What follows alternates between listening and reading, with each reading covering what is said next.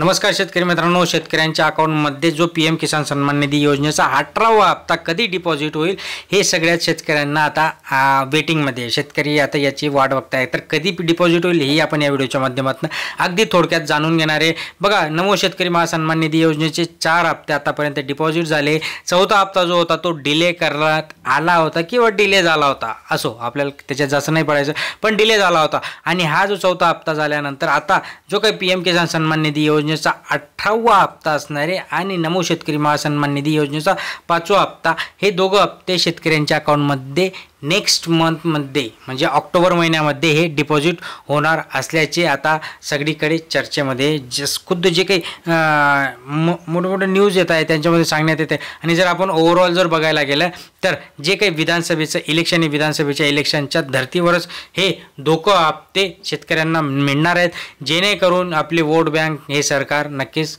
भरण्याचा प्रयत्न करणार आहे। त्यामुळे शेतकऱ्यांसाठी महत्त्वाच्या गोष्टी, ज्याच्या अकाउंटमध्ये 17वा हप्ता देखील आलेला नसेल तर अशा शेतकऱ्यांची कुठेतरी काहीतरी चुकते आणि ते लवकर सुधारून आपल्या अकाउंटमध्ये हा हप्ता मिळवून घ्या। धन्यवाद।